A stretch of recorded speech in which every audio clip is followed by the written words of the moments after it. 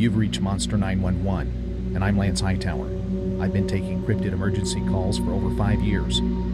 If you have a cryptid emergency, please call our toll-free number, 866-306-8085. I can help you. What's your emergency? So, I want to thank you for being on. And I know we've tried to hook up a little bit here, but, podcasters get busy. Sometimes we have day jobs and we have families and we have other obligations.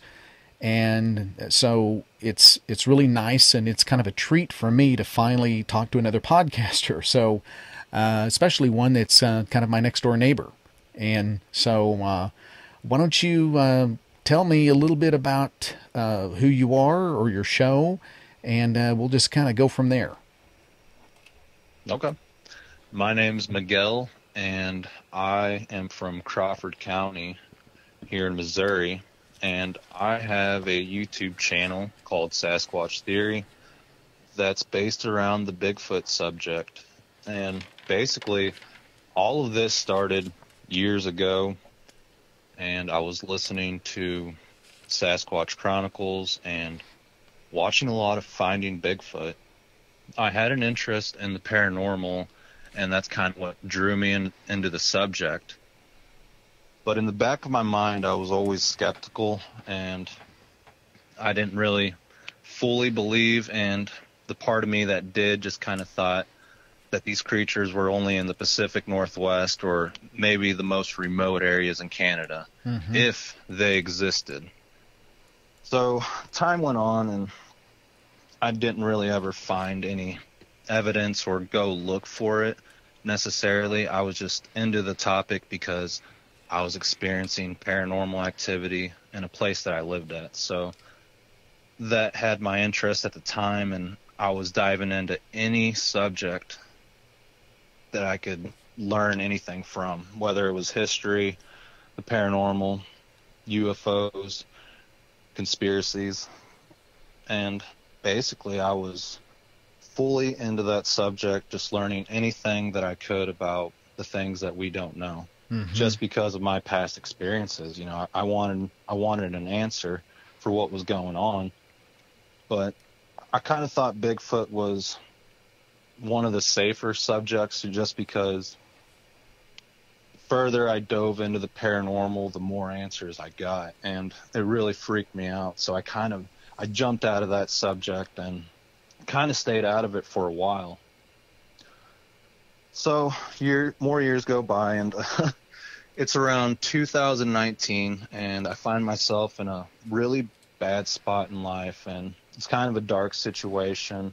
And at the time, I was aiming down pretty low in my life just because I didn't know where to turn. And I lost my house and my job, and a lot of negative stuff was happening all at once. So I didn't really know how to deal with the situation. So I turned to the outdoors to find some type of relief. And just when I thought like my situation couldn't get any worse, I started experiencing back issues.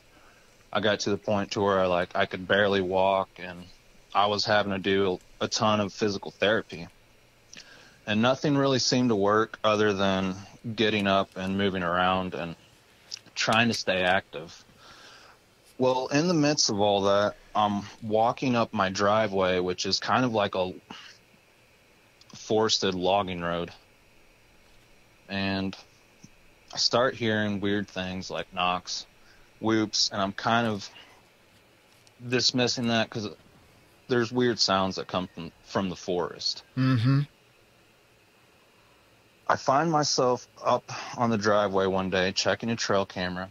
I had just come back from the grocery store, and I happened to park up there. I never park up there. It was pretty random. Just it popped up into my mind because I happened to be right next to the trail camera, and I didn't want to walk back up to it. So I checked the card, and there wasn't too many photos on it, and I was hanging out by my car when all of a sudden I hear this loud whistle.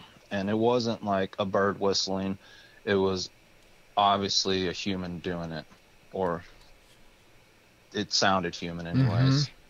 When I looked to my left, there was nothing there, and I'm kind of staring down my driveway, one end of it, just because it's a big circle drive. And then about 3 seconds after that whistle, I hear another one right in front of me, about 40 yards away.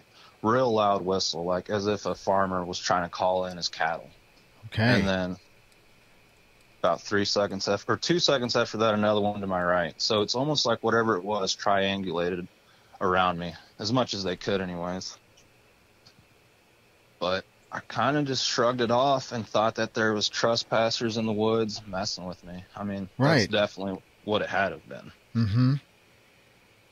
Well, I end up going back to the house, hanging out for a little bit, and I walk back up the driveway. And at this point, it's almost getting dark. It's not quite dark yet, but it's getting there. You know, it's around the time when all the deer start moving and the squirrels start getting put up in the trees. Well, I'm going back to that spot just to, like, see whatever that was. And when I get to that spot, I see these 2 glowing lights moving through the woods about 5 feet off the ground. And they're about the size of, like, I don't know, like a grapefruit. And both of them are orange, like an orangish yellow color. And they're floating through the woods. And in my mind, I'm thinking, man, must be people with, like, cell phones or, like, lanterns. Right. But I got the strange feeling, don't follow it. I don't know what it was, but the hairs on the back of my neck stood up. And I just had that feeling, like a sense that told me, if you follow that, something bad's going to happen. So I didn't. Wow. Yeah. I don't know what it was. I don't know if it's connected to the Sasquatch. I kind of feel like whatever it was observing the Sasquatch or following them around, or I don't know if they're human type beings. Maybe they have spirits too out in the woods. That was kind of my thinking at the time. Yeah. Wow. But I don't know, a little bit of time passed by and I kept walking the driveway more and more. And this one particular night, I walked up there and I almost got to the spot where I heard the whistles, and it's pitch black. It's dark. I don't know why I walked up there. But to my right, I heard thump, real loud thump. And I'm like, oh, okay, buck just took off or a deer took off. But that's all I heard. I didn't hear anything after that. Normally when you hear whitetail run, you can hear him jumping through the woods or you'll hear him blow. But in this case, it just sounded like someone picked up a giant log and just dropped it. So I'm standing there. The hairs on my neck are standing up again. And I hear something like coming at me, but it's on all fours. It doesn't sound like a person coming at me. And as this thing's coming at me, I hear whoop, whoop, whoop, like the classic whoop, and it's doing that. But about, 40 yards in the woods away from me. And mind you, like at this point, I have no idea that it's Sasquatch. So I'm just freaked out. My hairs are standing up, and I walk back. I literally say, F this, and I walked back to the house. Because... Yeah, I'm surprised you walked. Yeah, my mind was just rolling at this point and just trying to figure out whatever it was, and it couldn't categorize the experiences that I just had. So time goes on, and at this point, I'm pretty much investigating every day, not knowing it. I'm calling it exploring and hiking, but at this point, I'm becoming a Bigfoot investigator, and I don't even realize it. So I try to find a reason to be out there, and I start foraging for mushrooms. And at this time of the year, I think it was around late May, early June, I found a chicken of the woods, which is an edible mushroom, perfectly safe for people to consume and eat with other food. And after that, I started seeing a bunch of chanterelle mushrooms growing. So I thought to myself, I'm going to go out there and harvest as much as I can. Right.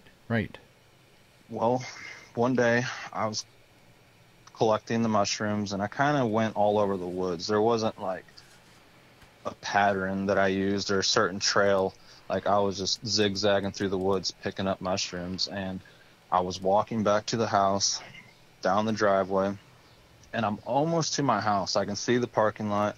I can see my red Mustang sitting there. And I look to my left, and this black shape, it just looks like a black shape, kind of like a stump, stood up, and it's without a doubt a Sasquatch. I mean, it looks like a giant primate. Mm-hmm. And it stands up and starts walking away in the same manner as the Patterson-Gimlin film. It happened to my left, so like the way that footage looks is exactly what this thing did. But I'll give you an explanation of what it looked like. It had a round head. The whole thing was jet black.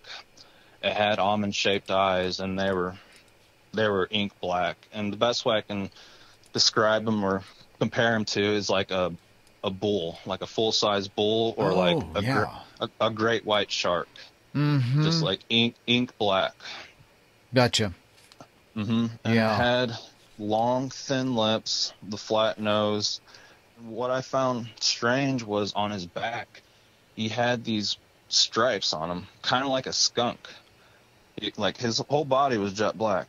Okay. But like on the back, it was 2 white stripes starting from one shoulder blade going down to about his butt. Were they so they were vertical or they horizontal? They were going up and down. Up and down, vertical. Okay, that's kind of like almost the silverback gorilla.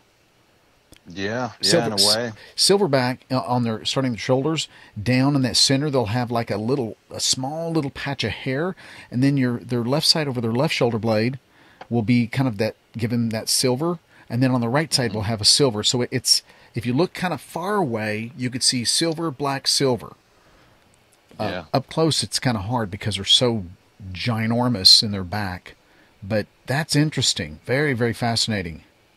Yeah. And then on his calves, he had like a white patch on one calf and another white patch on the other calf. And I don't know, maybe he was shedding. Like maybe he was a white one, and at that time of the year in the summer, he was losing that longer white hair. I don't know. Could be a possibility. Or reversed. Maybe he was going white. Or he's going white. Because my brother Lane, his encounter was with a white silver Bigfoot, and it was at night. And he said there was no doubt it was white silver. It had that gray old man look. It's the way he says it.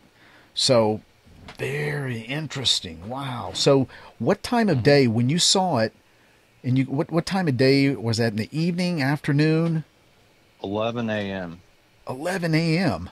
Yeah, like when everybody else is at work, doing their thing, and everything's all quiet in the woods. In the middle of the summer, no one's out in the woods at that time of year. Right. Wow. And yeah, I mean, this thing was hanging out right next to the house, and I'm pretty convinced that if I wouldn't have looked over to my left, I wouldn't have seen him, because every step he took was completely silent. You couldn't hear it. And that was the strange thing, because he's so big, probably around 7 to 8 feet tall, and you couldn't hear anything. And he's walking on all oak leaves and sticks. Man. But I had him in view for about, 5 to 8 seconds, and he started to disappear into the oak trees. And at that time of year, the foliage is really thick. So I'm standing there. I didn't say a word. I'm in disbelief, and I literally start running. I start running towards the house, and I'm getting ready to hit the driveway, and I make a left and cut through the yard and back into the woods, and I step over the fence, and I'm standing at the edge of the woods looking for this thing, and I don't see anything, and all of a sudden I start hearing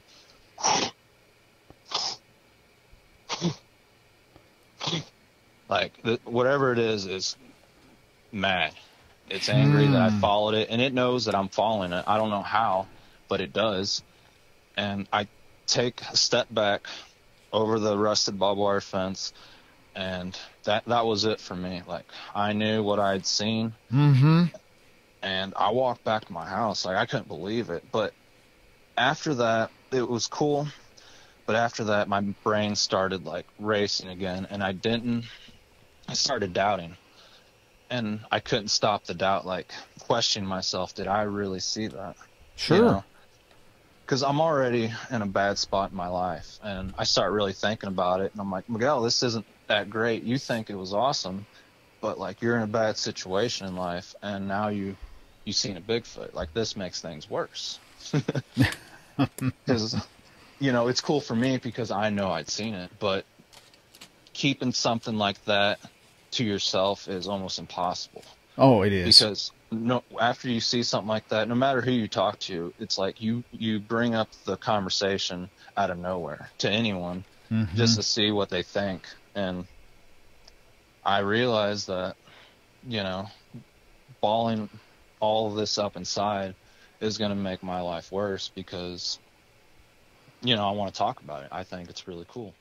Yeah, well, and that's a good point right there. Just a lot of people say, and I've heard it said two ways, was this a blessing or a curse?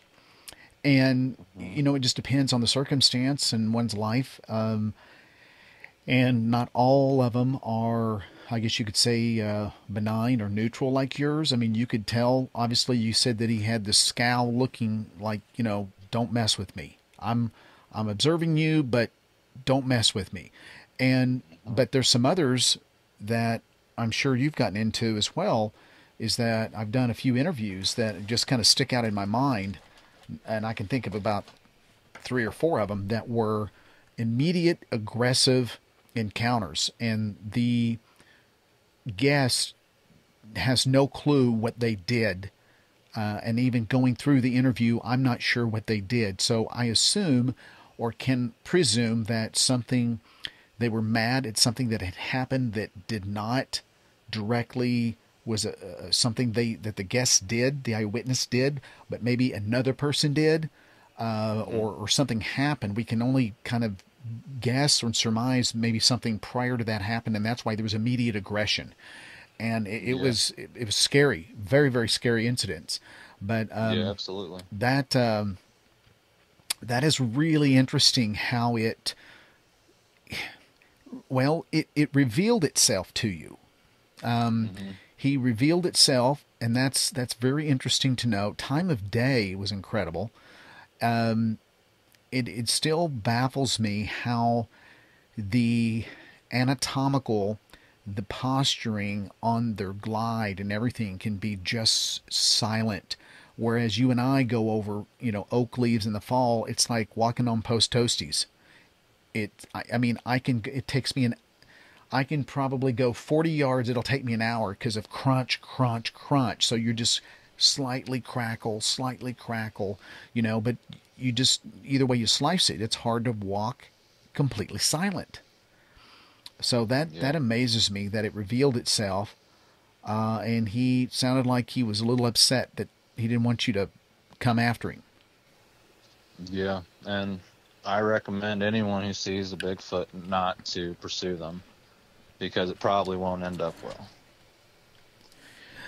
But yeah. I'm assuming that he was picking mushrooms because the way he was crouched down, it's almost like he was messing with something on the ground or looking for chanterelles, because I ended up walking back there, I don't think that day, but the next day, and there was all kinds of mushrooms right there in that one spot where he was at. So that's the only thing I could come up with.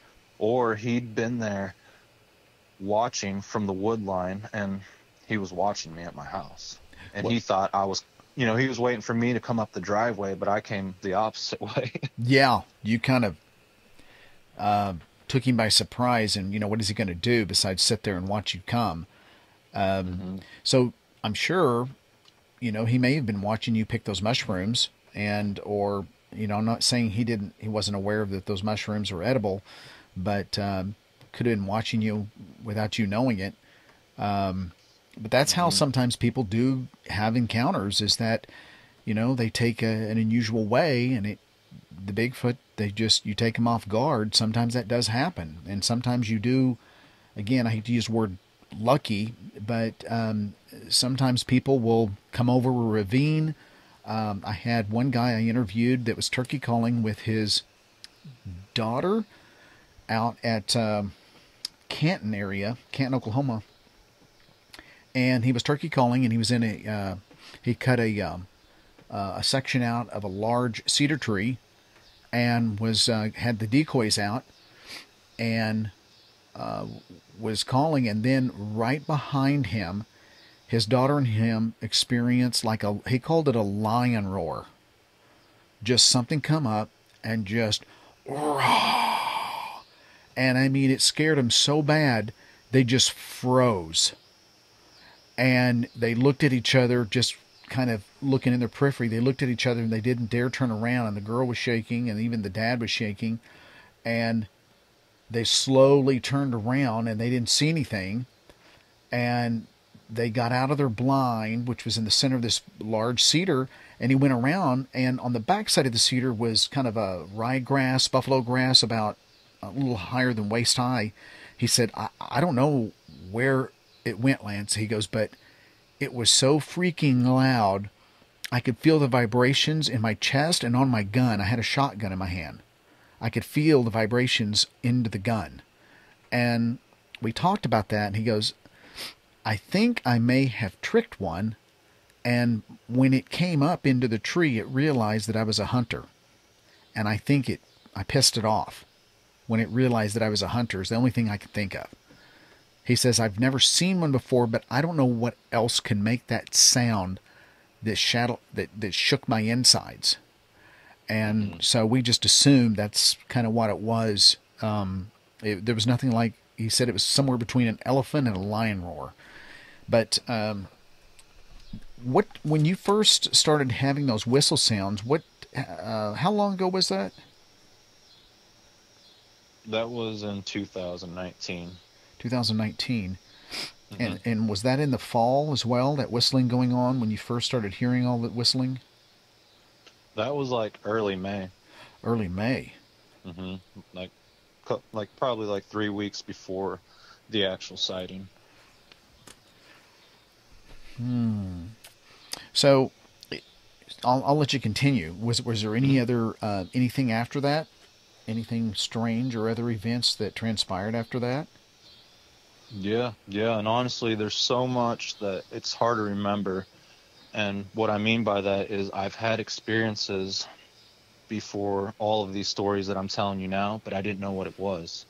None of us knew what the heck was going on. Gotcha. In the same area? Near the same area, probably Okay. like 10, 15 minutes away.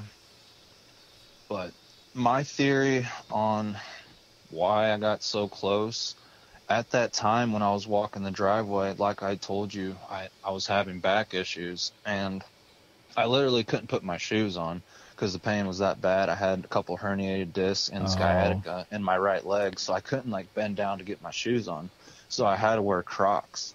And when I walked out there, it was more of like a really slow limp, and like I wasn't upright. Okay. You were kind of bent forward? Yeah, and like walking real slow, but those Crocs were super quiet. It was like wearing socks.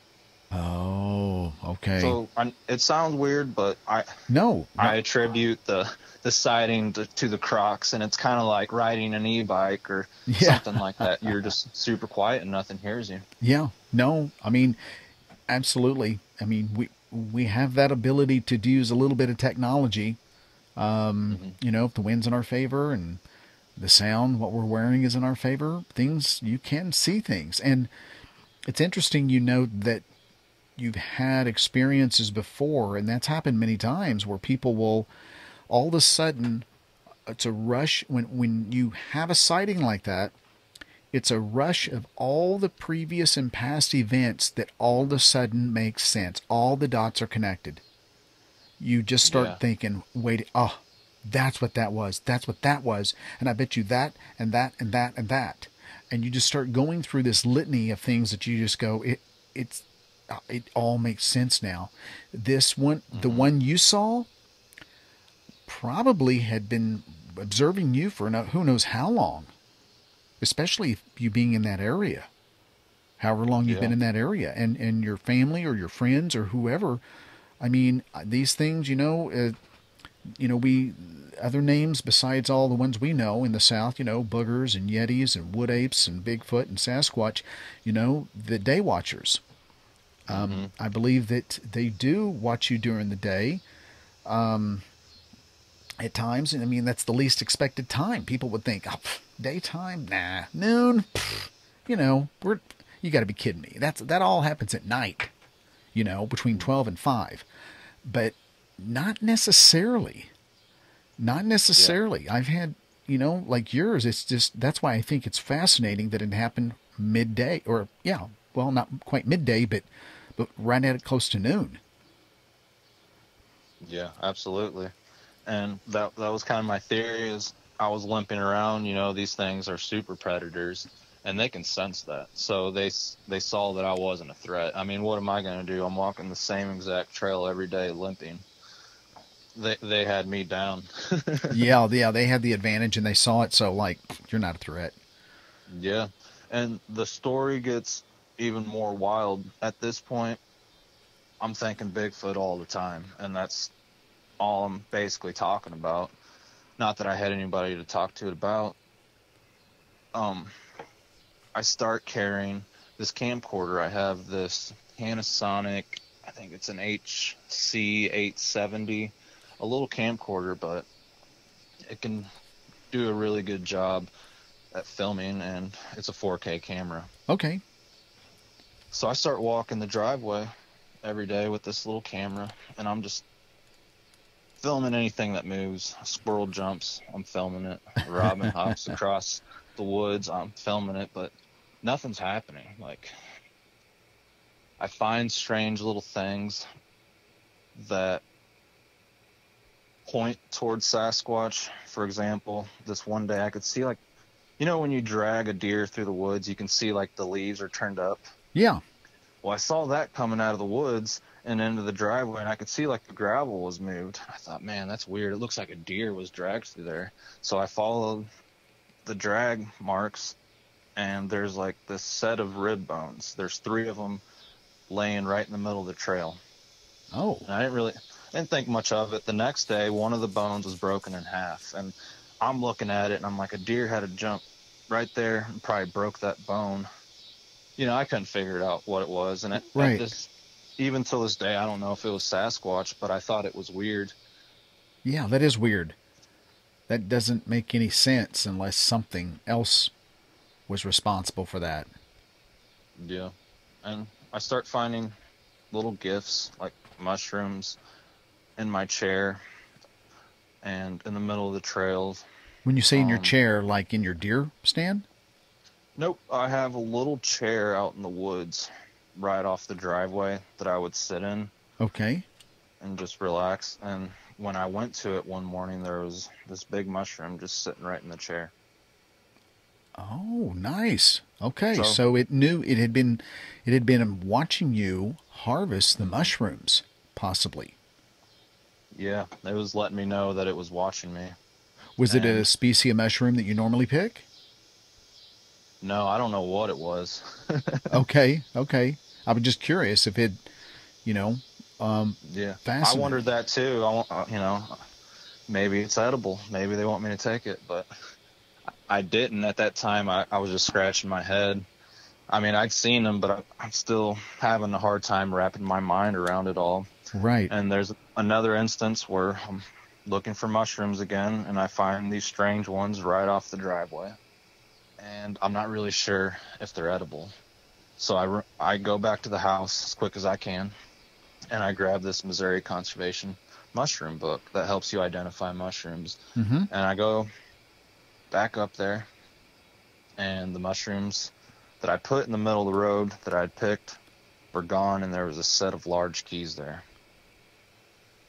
Large keys? Yeah, like a bunch of keys, a big set of keys. And the tag on it was from an RV place in Oklahoma. So I don't know. I guess they ganked somebody's keys and gifted them to me and took the mushrooms. Yeah, it was wild. I've never heard that. That is amazing. Yeah, I still have the set of keys too and the little tag. Wow. Now, that's So, the first time I've heard of keys being left as a gift or from a human, taken from a human and then regifted, so to speak. hmm That's yeah, that's fascinating. But go ahead, please, please.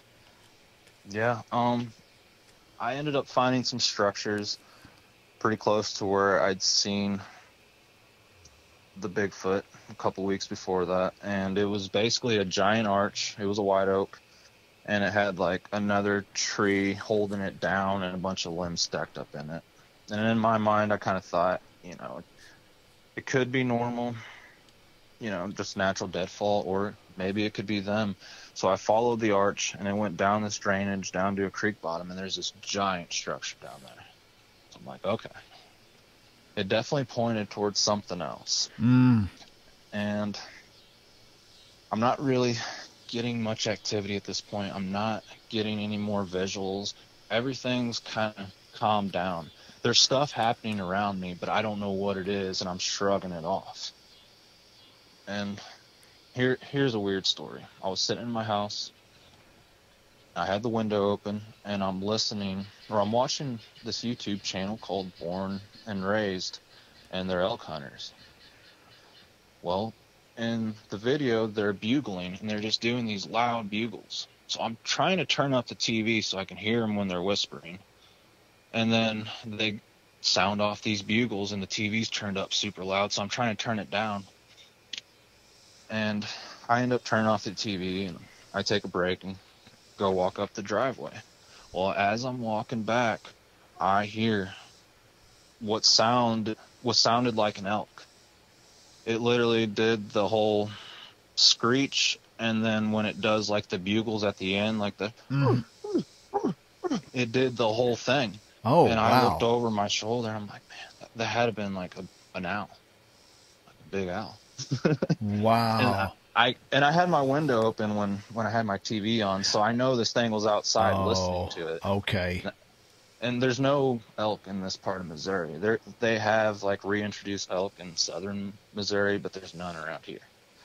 So that kind of put me on edge. And even though I'd seen the Sasquatch, I still think that somebody's messing with me, or I don't know, because I didn't know Sasquatch did all these things. I'd seen them, but I wasn't sure what the heck was going on. Mm-hmm. And I continue walking the driveway, and I'm trying to figure all of this out, trying to get another visual, and I get some really bad news one day, and I had to walk the driveway. I just had to get outside the house. I was tired of being, I don't know, cooped up and hurt all the time. I couldn't really move around or do anything fun, really. Right. So I was really mad, and I was walking up the driveway. I didn't bring my phone. I didn't bring the camera. And I'm on the opposite side of the property. Like I said, it's a big, giant circle driveway. And I'm walking down this paved road. On this part of the road, it's paved, and it's asphalt. And I'm kind of like sneaking. I don't know. Since I've been walking in those Crocs, I started like walking like real stealthy. I'd take 3 steps, stop, look around for a few minutes, and that was my routine. That's what I did. Well, I was doing that, and I stepped on this little piece of rock on the pavement, and it made this sound like and I looked up, and I saw something on all fours. It was a jet black, sorry, and it was on all fours, and it moved through the brush. And I didn't know what the heck this was, because it was a lot smaller. And in my mind, I'm thinking it's a group of turkeys. Maybe it's a hog. Maybe it's a black bear. And I'm trying to see as this thing's moving through the brush, and I'm looking around, and there's a small sapling right in front of me in the ditch. So I step back to look around that sapling so I can get a good look at this thing, and I put my right hand on my right knee, and I'm leaning down. And at this point, all I see is this black thing hide slowly behind the tree in slow motion. And it was just like it looked like a black bear hid behind a tree in slow motion. That's the best way I can describe it. And I'm still looking at this thing. My right hand's on my right knee. And I'm thinking, well, this thing's gone. You know, I'd seen this same thing before about a year or two ago on the Merrimack River. Okay, this thing's gone. And as I'm thinking that, this thing steps out, and it's a juvenile Sasquatch. He's literally just sitting there next to this big white oak tree, but he doesn't know that I'm there. And I'm looking right at him. He's probably 30 yards away. He has no idea that I'm there. Oh, wow. And he's looking to his left, and it was like time slowed down. I could see every single detail, his eyes, his face, the shape of his head. And you're at 30 yards? Yeah, I'm at 30 yards, and he's looking to his left just slightly, and I'm quartering to his right on the paved road. Oh, cool. So he's totally has no idea. He has no idea. And it was just a really nice summer day, and the sun was beaming down on him, and I could see all the hair, everything perfectly. I could see as the wind like blew softly, I could see the hair moving.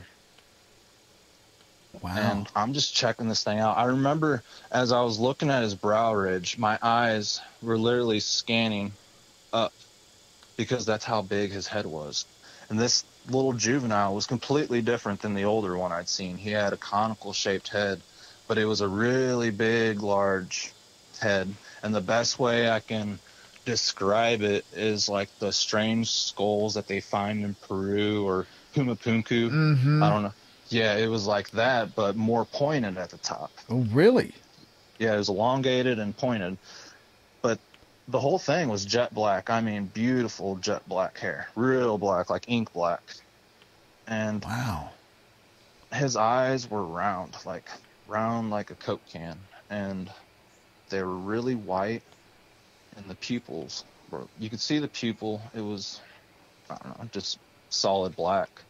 But real glassy looking eyes. And if you ever, you know, when you look into like a toddler's eyes, like a baby's eyes, they're real white. Yes. And like, I don't know, like glassy looking. Yes. And real, like you can tell that babies are innocent, you know, when you look at them. This thing had that same look in its eyes, like it was just trying to live. And it had like intelligence and emotions too. It hadn't experienced life yet. It was just enjoying the day. Yeah, he was enjoying the day, and like he let out like this little breath, like he was bored, like a little sigh. Really? Yeah, and you can tell like when he did that, this is what this thing does every single day of his life. And I think it made him upset that he thought he heard something and he didn't. You know, he didn't see anything at least. And it kind of bothered him, but he was just like, okay, whatever. Now you said it was a juvenile, and I'm so you're saying it was a juvenile based on the size and just the way it looked in that face, that young look, so to speak, and comparing it to the one that stood up and walked away at your house, correct? Yeah, absolutely. Instead of like, I don't know, the best way I can describe it is like an actual great white shark is the first one I'd seen. And this little thing was more like baby shark. Oh, yeah, like, yeah. Kind of cartoony. Wow. And it's not cartoony, but just, you know, had a lot of baby features to it. Well, and it's interesting that you note that the head size, because babies' heads are bigger compared to the proportion of the rest of their body. It's like their head, you know, is kind of cartoonish. Their head is kind of floppy, right? And so they kind of grow in. Their body grows into the head size, so to speak. So it's interesting how very similar feature, it may be the same type of scenario with them as well. How tall do you think this adolescent was? I estimated it to be around 4.5 feet tall. Oh, it's small. Yeah, little guy. It's almost like if you took a giant Sasquatch and shrunk him down to like a little kid. That's what he looked like, just a mini Sasquatch. But he was kind of like round, kind of like a keg. He was pretty tubby. I don't know how to describe it, but like he had this tubby look to him. but he had these little canines that stuck out from the top, and they stuck out like when his mouth was closed, almost like a vampire. Oh, really? Yeah, that's the best way I can describe it. And the teeth were dental white. They were really, really white. Huh. Now, I wonder, being so small, so young, if there wasn't mom or dad relatively close by. Oh, without a doubt. I mean, I didn't see anything or hear anything after that, but I had the feeling that they were. But basically, this thing's just looking slightly to its left, and I'm staring at it. And like I said, time slowed down. Well, he ends up slowly turning to his right, and he sees me, and his eyes just blow up. I mean, really? It looked like he'd seen the devil. Oh, really? It freaked him out. And basically what he did was he was still in that same position. He just slightly turned. It's almost like he took a breath of air and just shot down. But it moved so fast. It was like a fish that got spooked in the water. It's just gone. And did it leave on 4s or 2s? I have no idea, because when he went down, there was like a little bit of like, I don't know if it was like poison ivy or some type of weed. But when he did that, because I could only see like, I don't know, like his lower stomach and up. That was the only thing I could see. So basically, like, I could see 75% of his body. But when he shot down, like, it's almost like, I'm not going to say he disappeared or went through a portal, because that's not what happened. He was just so fast that you couldn't process it. And basically, if you would have blinked, you would have thought he disappeared into thin air. But he didn't, because when he did that, the leaves were swaying back and forth after he shot down like that. And it was just like a black blur. It's not like he just disappeared out of thin air. It was like a black blur. Just supernatural fast. Yeah, just like Flash almost. Just like that. Well, and that's the thing that's said over and over and over again. So here was a little guy that did that. Now you put, of course, bigger size, more strength, power, agility, wisdom, and now you've got something that is totally unnatural on agility and physical quickness that our minds can't process. I mean, we think Usain Bolt is fast. We're talking something of a whole nother level, and the best way to describe it, I think, for me, is supernatural. It's just, that's quite incredible. Yeah, it was amazing. And one thing I forgot to say, I mean, I'm sure there's a bunch of details I forgot to bring up, but when I had my right hand on my right knee, I remember patting every single pocket. I'm like, where's my phone? Where's my camera? Because I was so used to having that camcorder in my hand. Yes.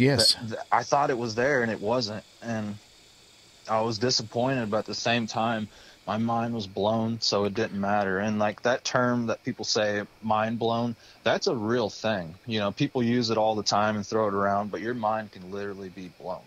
And that's what it was.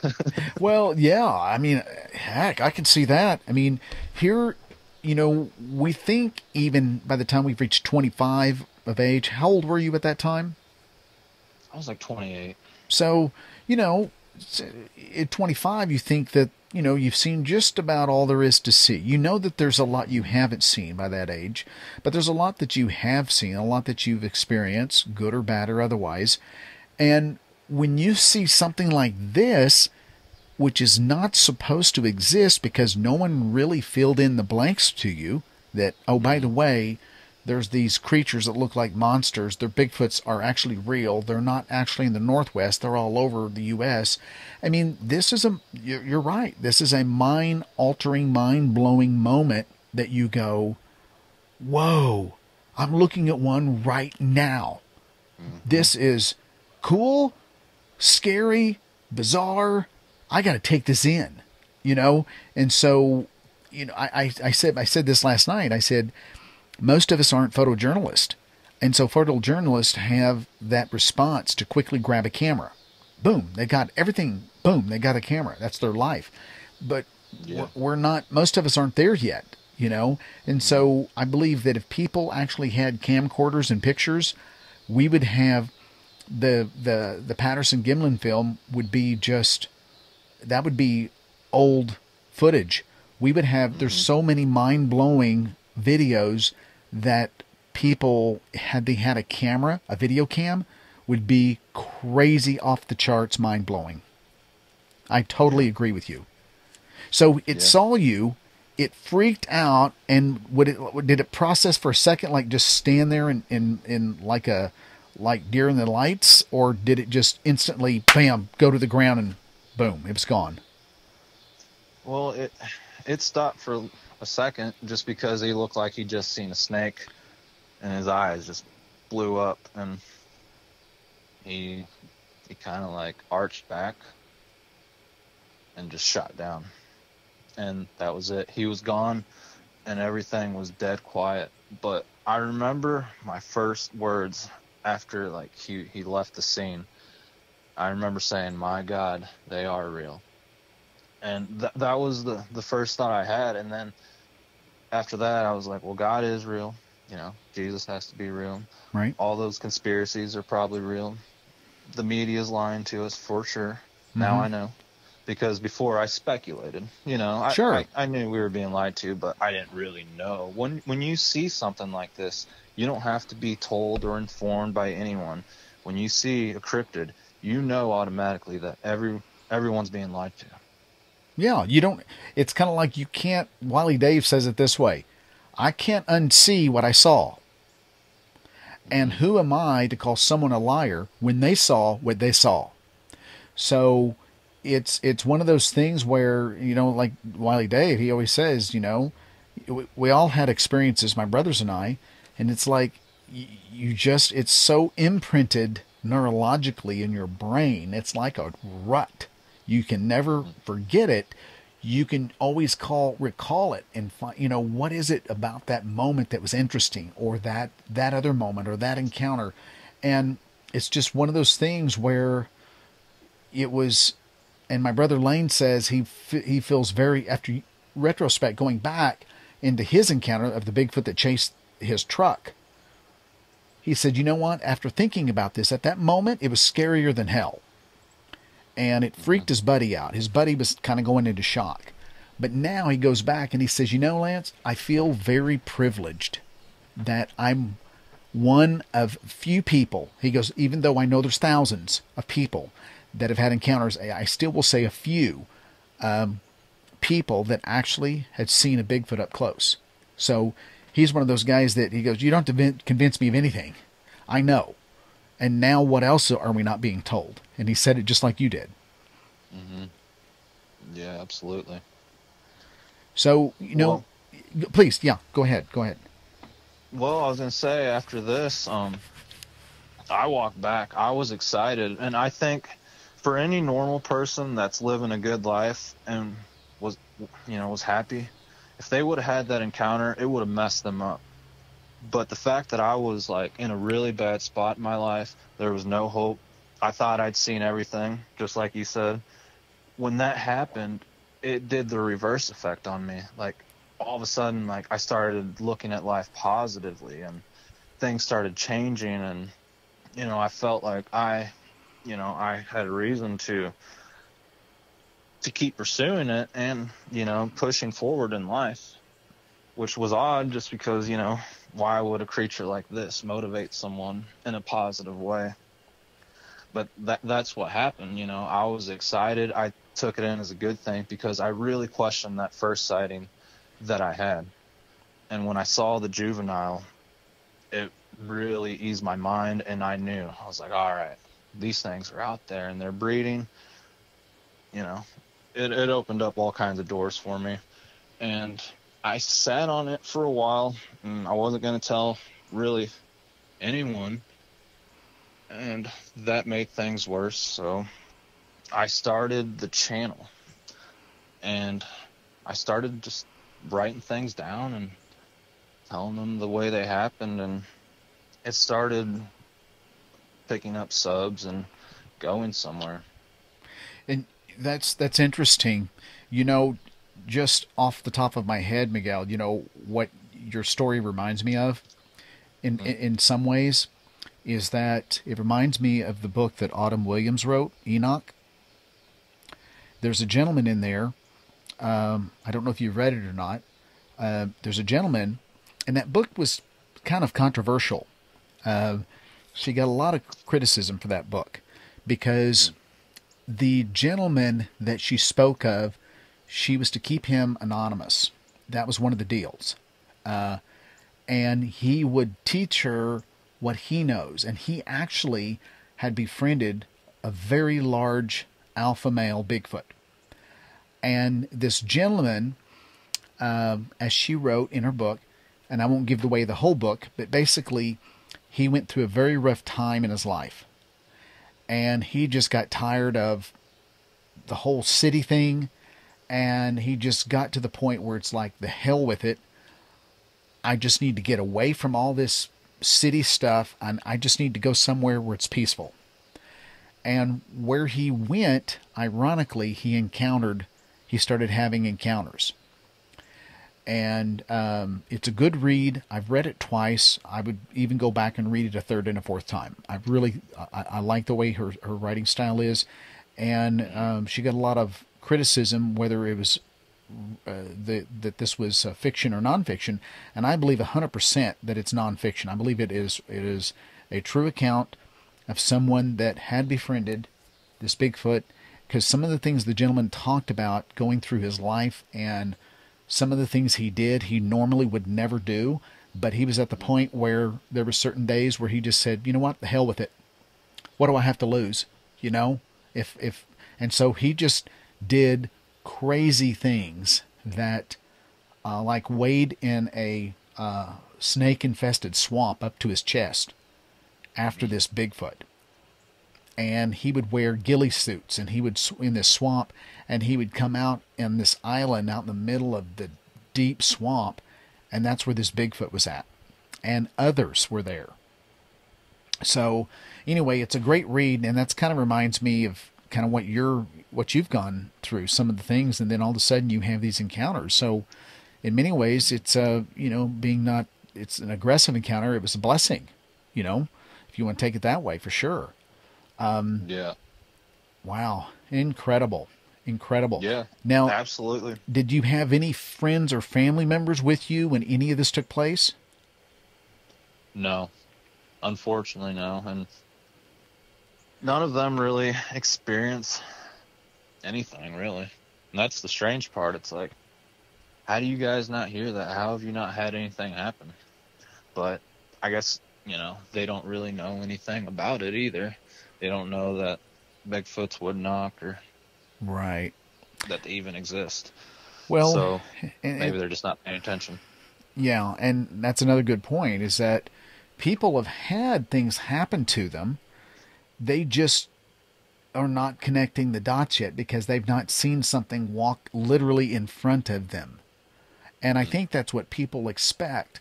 They're comparing the logic of a Bigfoot, the reasoning and awareness of a Bigfoot, to that of a deer or a coyote, which are very, very attentive creatures. One's a predator, one is not, but still they're very attentive, and it's really hard sometimes to find the deer. I mean, I see deer all the time, but when I'm deer hunting, good night. It's like they all got the calling card that I was out that day and no one wants to show up. they never come around when I'm out hunting, it seems like, especially the big ones.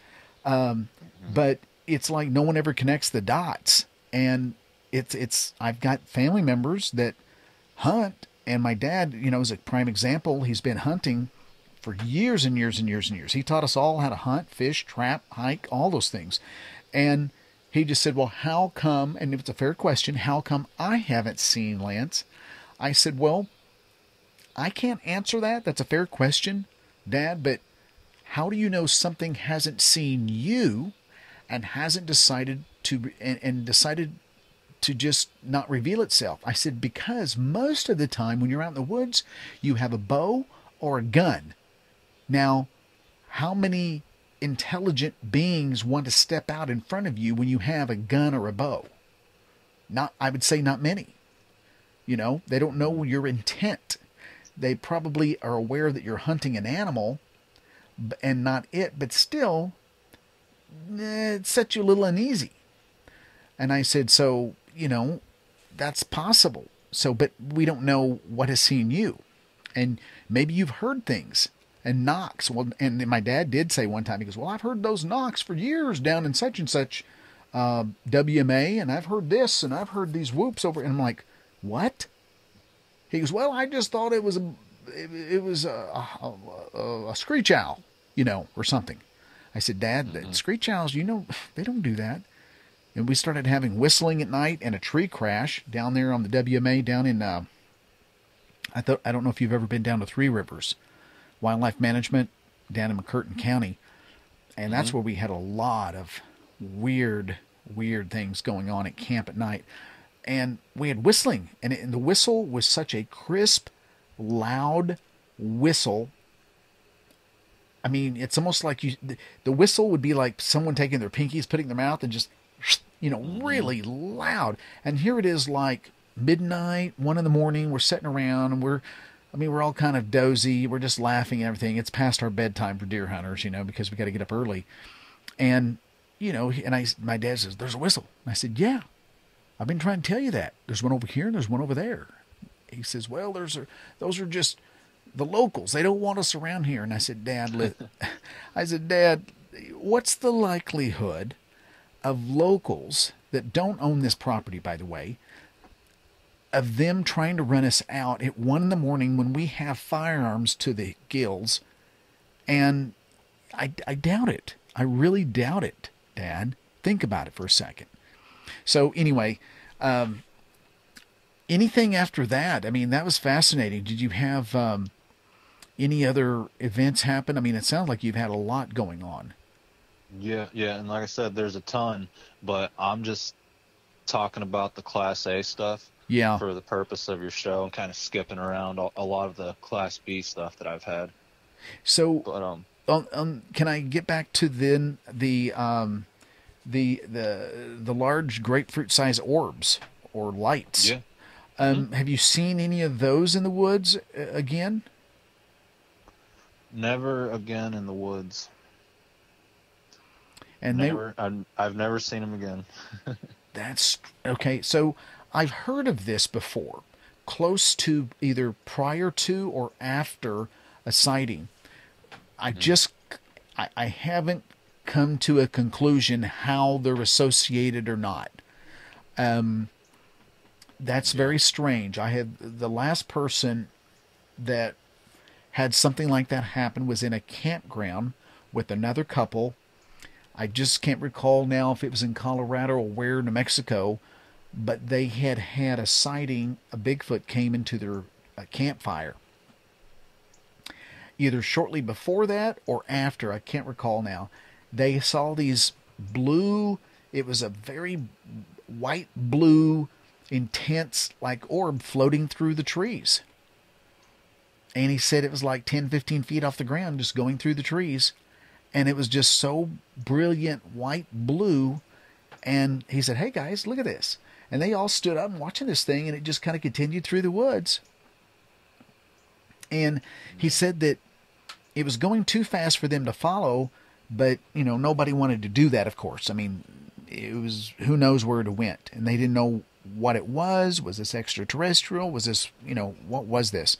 But, well, where you're at in your state, there is loads of encounters, and just like there are all over the place.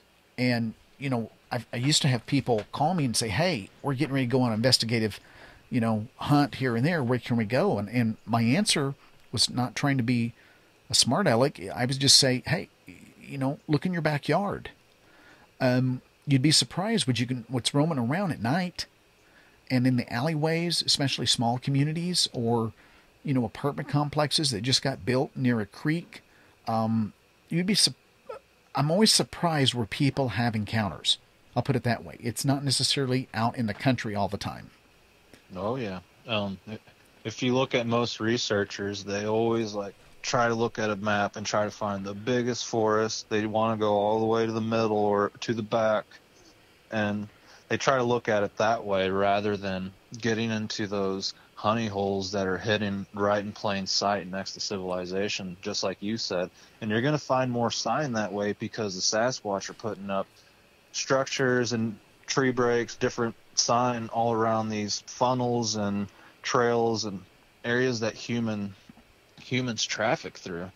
So you're going to find more sign around there than a big giant forest, because Sasquatch are moving around those food plots and around those funnels in the farms. You're going to find a lot more stuff. I 100% agree. I think that's the gold mine. If someone wanted to investigate, you can go out in the middle of nowhere if you want, and you can find the deepest, darkest canyons, and it's spooky and all that. And they might be there. Something might be there. And when I say something, it may not be a dog man or a Bigfoot. It might be something extraterrestrial that we've never seen before. I mean, you might find those things for sure. But I agree with you. I am with you 100% on that. Is that the honey holes or little inconspicuous areas that people don't think about? I had another, speaking of that, there was a guy that I interviewed that came face to face with this dogman creature, and where he was at was in a ravine next to a golf course, a public golf course. Yeah. I live next to a golf course too, so. Yeah. I mean, so, getting back to what we were saying, and what these Bigfoot, it sounds like, was really, especially the big one that kind of had that look about himself, that big male, it sounded like, is that they want to watch people. I mean, they want to observe, I think. I mean, when you're out in the woods, there are things to do. You have to forage. I mean, for such a large body, you have to have a lot of calories. So you have to be foraging for food all the time, or gain, some level of meat, of course, and, having water close by. But in the meantime, people are interesting, and what we do are interesting. Highways. There was another lady that had a sighting. God bless her. She was such a sweetheart. It was one of my first 10 or 20 in interviews that I did back in 2017, I think. And her encounter was right off the side of a oil derrick in Oklahoma, just outside of, I want to say Maud, but it was a road that she normally hadn't take. And I think there was there was ice. There was ice. And so she took a different road, and it was Oklahoma, it's got these red clay roads, and it was kind of slick. And she had her window down, and her windshield wiper blades didn't work. And so she was trying to wipe it with her hand, sticking it outside her window. And she saw something, and she thought it was a cedar tree close to the road. And as she got close, she stopped to get the ice off, because her windshield wiper blades wasn't working. And this cedar tree stood up, walked right in front of her car, slipped. It was a Bigfoot. Slipped. It looked at her, stood up, slipped on this snotty red clay, and put its hand down, bent the hood a little bit. It used the hood as a stabilizing, caught its balance, and continued to walk. She said it was so close, if I would have reached out more, she probably could have touched. If it would have reached its hands out, she could have touched it. And she said the steam coming off the back, because it was a sleeting day, it was right on the side, right across the road from an oil derrick it was lit up. And it was kind of it was a late afternoon, of course, in the wintertime, it gets dark, and it was lit up like a Christmas tree, like most are. And it stood up, walked across the road. It slipped in front of her. She said this steam coming off of it. She said, I knew it was no man, because no man's going to have its thing hanging out when it was that cold outside. She goes, I knew it was a Bigfoot, and I could see the steam rolling off the back, going down his crack. She said it was massive. It stepped over the 5-strand barbed wire fence like it was a little picket 6-inch fence. It just stepped over it and continued, and it was walking in the direction of that oil derrick. So I say that because I think that many of these places to investigate are right underneath people's noses, and our human logic would say no, surely not. I think that you need to use that as a baseline. If you would say surely not, no way, I think those are places to go. Yeah, absolutely. And it's always the things that you don't think are possible that are. So people need to keep an open mind about, what's going on around them. You don't have to be next to a state forest or national forest. You may just live in a big woods next to town by a school and have houses around you, but you could have Sasquatch and Dogman and UFO stuff going on all around you, and nobody's aware of it. That's it. Nobody's aware of it, and that's the greatest secret.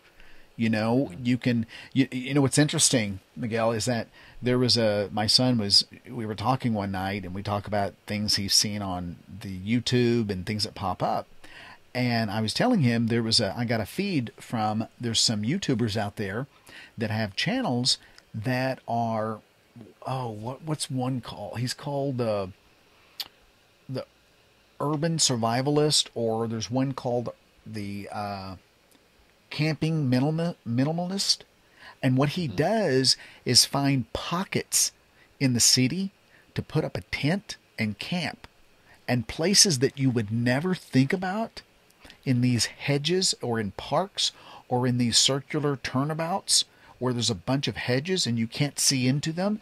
He will go into there, put up his camping gear, and he's got really nice camping gear, and he'll live in there for a month.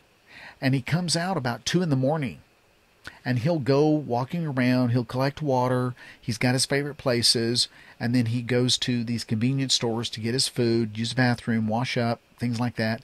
And then he goes back into his this little turnabout. And there's cars all around him during the day. But these are little pockets, that people have these channels. And I'm thinking, Bigfoot is no different. They probably have these pockets, I've heard, near airports, golf courses, these huge, beautiful apartment complexes that come in, and, wildlife is still moving their regular, food routes and routines. So, wow, that's an amazing accounts that you've had. That is incredible. Now, we talked about this before. We communicated that you're a bow hunter as well. Yeah. And that's a passion that I have too, and I love to hunt. And I just like going out. And have you ever had any moments when you're out going to a tree stand? Do you go out early in the morning when it's dark still? Yeah, I try to. So when you go out to where you go, I'm sure relatively close by to where you live, possibly, have you heard anything strange going to your stand, or, while it's still dark, or in the evening hunt or anything like that? Yeah, absolutely. I got several. All right, so this one time I set up in the driveway, and this is after my encounters. It's now fall time. Setting up in a tree, I hung up my XOP hang-on stand, and I see these does coming out about 45 minutes after I set up, and they're all right in front of me. The only one that's giving me a shot is the little fawn. So I'm like, I'm not going to do that. I hear this big tree down by where I found the structure, down that ditch line, going down to the creek. I heard this tree just crash down. Crash. All the deer take off running. So I'm like, crap. These things really are in here. Mm-hmm. Another time I'm walking up the driveway to cut into the woods with my bow, and I'm hearing rock clacks. And I got this on video. And distinct rock clacks coming from the woods. And it's only like 70 yards in the woods, but I just can't see what it is. Even in the fall, it's just far enough to where you can't see what the heck it is. And later on that day, I go back in the woods, probably around 3 in the day. And I hear the rock clacks down in the creek. Like, it sounds like someone's flint napping down there. Like someone's making a spearhead. And that's exactly what it sounded like. I'm filming it too. I'm sitting there. I got my bow next to me. I got that Canon camera on top of my 4th Arrow tripod, and I'm just scanning the wood line, and I can't see this thing, but you can hear it just clacking away, and it's obvious rock on rocks. Huh. But I go down there, just walk down there, and there's nothing there. Just nothing. I mean, just a big creek bottom, and everything's all quiet. Probably, I don't know, a couple weeks after that, I'm trying to find a good spot down at the creek bottom to set up my hang-on stand, and I'm literally just like walking back and forth, because every tree I find and I start working on, I realize I don't have a shooting line, or that tree is leaning in a stupid direction that I didn't realize. Yeah. I just couldn't get it right. So finally I ended up just setting up like 3 feet off the ground. I'm like, well, I'm just going to use this thing as a seat basically, and overlook this big creek bottom. Well, I set it up. I'm sitting there, and it's probably around 3 or 4 in the day, and I hear the loudest whoop I've ever heard. It was like a whoop mixed with a tornado siren. It had like this buildup, like a, like almost like, wow, like a sonic boom's getting ready to happen, but it was like a scream, whoop, yell. It was so loud and it lasted so long that I literally like got out of that stand, kind of walked around in a circle, yeah, packed it up, and just left, because I didn't know what to do. It kind of like scrambled me, and I didn't know, I couldn't think straight. But I just got down because I felt like I had trapped this thing, because behind it was this highway called Highway 19, and I'm sitting by my house, and on the other side is another house. So this thing's like trapped. Oh. Yeah. He didn't like that. So, I just left. Wow. Now, did you feel ill after that or anything, or you just kind of just felt a little uneasy and scrambled like you said? Yeah, it was just the uneasy feeling. I've never had like, I don't know, like paranormal stuff happen other than the orbs with the Bigfoot anyways. I haven't had like, time loss happen, or I felt like disoriented or right, anything like that. I mean, some would argue that the whole thing's paranormal, but the more I look for them, I realize that these things are actually living out in the woods. There may be a spiritual element to them, like how we're spiritual. Sure. And we have capabilities of doing things. They are, and I think they have that too. I think you're right. I mean, I don't think they're invisible and like they're demonic, how some people say. I do believe there is a spiritual element to them. So there is a difference. Yeah, I think that, people have asked me a lot over time, what do I think, and portals and this and that. And where I'm at right now, as far as, I'm very careful about not creeping in my judgment or bias. I'm just saying that, do I think that there's dimensions? Of course there are. There really is. I mean, mathematicians, very smart people, have figured this out at, fourth and fifth and sixth and even seventh dimensions and things like this. But I think where I understand to reason in my mind where things are at now is that I do believe that they're physical. In other words, they're tangible. They have to eat, drink, they have culture, they have language, and they have to, if they don't have any tools per se, which I think they use rocks and mud and other things as tools, if they're using it, but very rudimentary nomadic type of tool. They don't make an axe, a throwing axe, or, bronze or anything like that, or a bow. But I think that these creatures are very spiritual in nature. I think that you're right. I think they do have some level of a spiritual aspect that I'm very fascinated about. I had one show where a guy had hit a female, he said, and she was pointing at his necklace and saying, Galaka, Galaka, pointing up, like up at the sky. And so I found that interesting. But I don't think that they disappear in any portals or anything like that. I think that because of the nature of their hair, I think that their hair is hollow, so it acts like an optic fiber. rather than a solid core shaft like humans, where there's just solid keratin, where we really don't have that ability. And so they can blend in the foreground and background so easy. Plus, with their speed, and all they have to do is just back up into a tree or anywhere, and they just are invisible, quote unquote, invisible, like a sniper. And all they have to do is just be still. There is a spiritual aspect. I do 100% agree with that. Now, as far as the demonic aspect, I know that some, and this is just my feeling here, I do believe that there is a biblical association with them. I do believe that. I do believe, as large as they are, they do fall in line with a giant. Now, why are some very aggressive and some are not? Well, you could say the same for humans. We've got some that are very aggressive for no reason at all, that wants to hurt someone. We got people that are aggressive, driving in cars, who want to hurt people. And then we have, for the majority of the people, they just want to be, let me go to work. I want to support, let me take care of my family. Let me get my paycheck. Let me go watch a football game and have a beer, and, I'm good.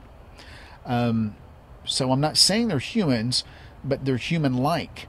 Is that I think the majority of them are human-like, but I still am not 100% trustworthy of them, because I do feel that some have been responsible for missing persons. Those that are ornery, that are up to no good, that have evil purposes or intent. And it's hard to know which ones those are. It really is. So that's why I tell people, be careful, have a means to protect yourself, but don't go picking a fight either, because you're not going to win. Even though I carry big firearms, that doesn't really mean much to me anymore, because it gives me a sense of somewhat satisfaction and somewhat quote-unquote security. But I do feel protected because the Lord's with me. I do believe that 100%, without a doubt. But absolutely, that's how I feel too. I believe that first, my firearm second. Well, my knowledge second, my firearm is last, really. So I almost act as if I don't have a firearm, even though I talk about it a lot. But I guess I'm saying all that to concur with you. I believe that they don't vanish into a portal in my mind, but they know how to navigate the woods so darn well that it's just mind-blowing how fast they can disappear in the woods right before our eyes. We're just not used to seeing something move like that. Absolutely. Their intelligence level is through the roof, and their strength and agility, it surpasses ours by so much. And I think how you described it, that it's their personality, like there's a bad one. And I think that's true, because we've heard these stories of people say, I shot it when I saw it. And I think certain Sasquatch and certain Sasquatch clans just have a bad taste for humans because of something that happened in the past. And that's why there's sometimes people that are like, what did we do? These things are evil. But we don't know what those things have been through when we come across them. That's just it. We don't know. I mean, there's some encounters where this one guy shot one in the chest. It was coming up the embankment down on the Red River. Him and his dad was fishing. And, it scared the hell out of him. And it scared his dad terribly, too. But, we were talking about it, afterwards. I called him again. We didn't make a show out of it. And I just called him. And he goes, Lance, what do you... And I said, listen, who knows? Maybe it had its mate killed by a human. Maybe he was shot out the day before or last year by an arrow. A bow hunter. Who knows? And maybe he just had enough of humans, and you were the next guy in line, and he was going to take it out on you. And yeah, absolutely. And so we just can't jump into his mind to know. I said, but you absolutely don't want to go picking a fight either. You want to be able to, I think they understand, even if they don't understand English, they can understand tonality and what is in your eyes and your body posture.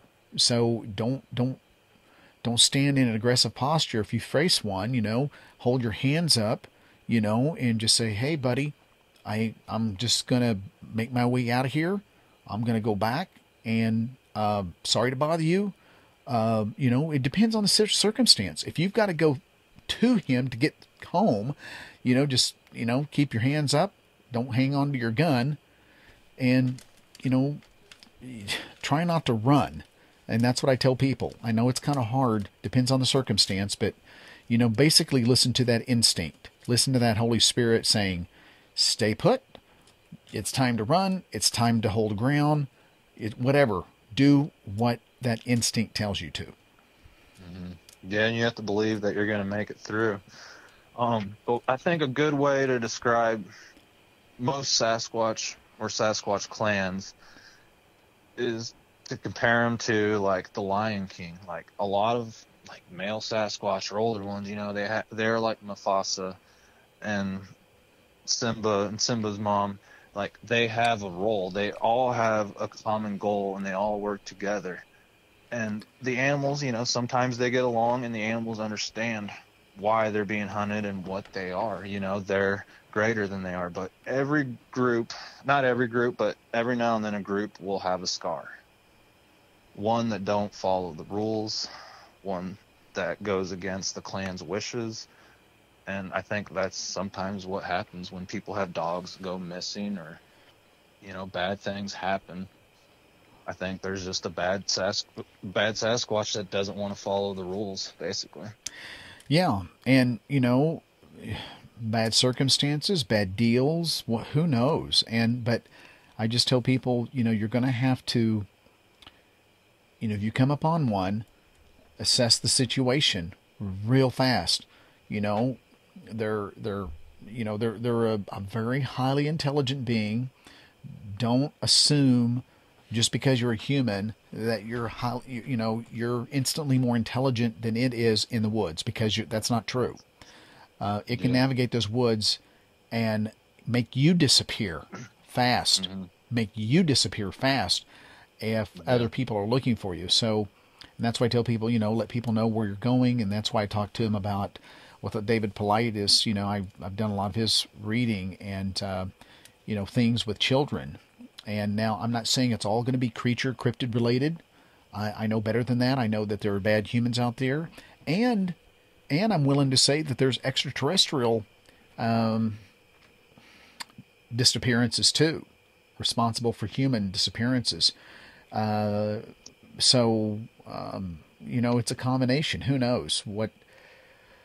There's a little bit of various reasons for people disappearing in very common places, but I tell people, listen, you have kids wearing bright colored shirts when the kids are out playing, mm-hmm. and have them sandwiched in between, if they go on a hike. I would like to do a follow-up and do part 2 with you, Miguel, if that's okay sometime, and we can hear some of the bee type of sightings and vocalizations and sounds and things, if that's okay. Yeah, absolutely. That sounds good to me. So what I'd like to do before we get off, tell me a little bit, tell folks about your channel and how to get in touch with you, any Twitter accounts, Facebook, all that, so people know how to follow you. Okay. Yeah, mainly I work and create content for YouTube. That's the main channel. And if you want to get a hold of me and share your encounter, you can contact me at sasquatchtheory@outlook.com. I also use Facebook and Instagram, so you guys can send me a message on there too. And basically the channel is mainly based around Sasquatch and Bigfoot. And there's a mix of video, interview style documentaries, phone calls, and getting out in the field, and just a big mixture of everything. Basically, it's a combination of everyone's favorite channel put into one. Gotcha. Fantastic. Are there any other projects or anything you'd like to talk about you're working on, or? Right now, the main thing that I've been focusing on is setting up audio out in the woods. I don't know what it's been, mm-hmm. but every time I set up audio, I get some really good stuff. I'm always hearing loud wood knocks, rock throws, like rocks flying through the air and hitting trees. The other day I got this vocalization where it sounds like a bunch of coyotes are going off, and then it sounds like the Sasquatch are jumping in, but there's tones in there and octaves that are just like impossible for coyotes to do. But Yeah. that's been my thing right now, and I've really been into it. Well, good. I'm glad. I'm excited to finally talk with you, and I've enjoyed your podcast, and being a podcaster is a very interesting genre in this community. I've really, you can help a lot of people, and I'm always looking to add to my education. I'm doing some things this year to add to it just a little bit more. And but it's such a pleasure in talking with you finally. I know sometimes podcasters, you have day jobs, and some people do this full time. And with me, I work in the day, I'm retired, and then I work on the side, and then I'm on a homestead, so I have lots of chores to do before I get a chance to do this, so I have a busy day. But let's set up here within the next week to do a part 2. Yeah, that sounds good to me. And Lance, I really appreciate you taking the time to listen to my story and have me on the show. Oh, absolutely. It's been my pleasure, and incredible accounts here. You've I'll have to process that and then ask you. I've taken notes, so next time we talk, I'll probably go back and rehash some of those and ask you a few more questions on the Class A things. Yeah, absolutely. And anytime you want to talk, just get in touch. Yeah, maybe we can go on a tandem deer hunt. Yeah, that'd be fun. Yeah, I'm always up for that. I bow hunt year round. To me, bow hunting is October 1st to the end of the 15th. Yeah, same here. So I'm going to try to get some meat this year. But you have a great evening, buddy. I appreciate it so much. And folks, get on there and follow. And again, it's Sasquatch Theory on YouTube. Is that correct? Yep, that's right. All right. And get on there and listen to the accounts and Miguel's style. I love it. And you guys take care. And Miguel, you have a wonderful evening, buddy. And we'll contact each other for next week. Sounds good. We'll talk soon. All right. Take care. Bye. Bye. Okay. So this was a really good interview here with Miguel with Sasquatch Theory, his podcast show. I love talking to podcasters because there's a very interesting dynamics. Not only someone that's a podcaster, but there's always something that really got them into doing what they're doing as a podcaster on a YouTube channel. And so this was really one of very, very interesting accounts that had happened to him prior to developing this channel. And that's what I didn't know about. This was the first time I had heard it. We've been trying to get together, and here before I got a chance to talk with him, I couldn't do Skype. I don't know what was going on. It was kind of crazy. But anyway, we just decided, well, I'll go ahead and we'll just do the interview style I'm used to, and I'll just say, hey, I'll interview you. So I'm glad I did. I hope you guys enjoyed it out there. I hope that some of the things you heard, you learned a little bit. And also, if you're watching this for the first time and you've had an account like Miguel, you can give me a call anytime, day or night, 24/7, 365. And you can call the toll-free number and let me know. Usually the toll-free number is right at the beginning of the show, and I get lots of messages there. Give me a day to get back with you. I'll usually return your call quickly. And so you guys take care. I hope you learned a little bit. I enjoyed talking to Miguel. Again, visit his channel at Sasquatch Theory, and or be sure and visit the Monster 911 website at monster911.com. You can go to Twitter, also Facebook. And if you guys have any experiences there, let me know. Leave some comments, guys, on how you'd like the show to improve. I really have some very cool in the field filming coming your way I've been doing you guys haven't seen yet. So I think you guys are going to like it a lot. So that'll be up this fall and winter. In the meantime, guys, have a great evening. And this is Lance with Monster 911.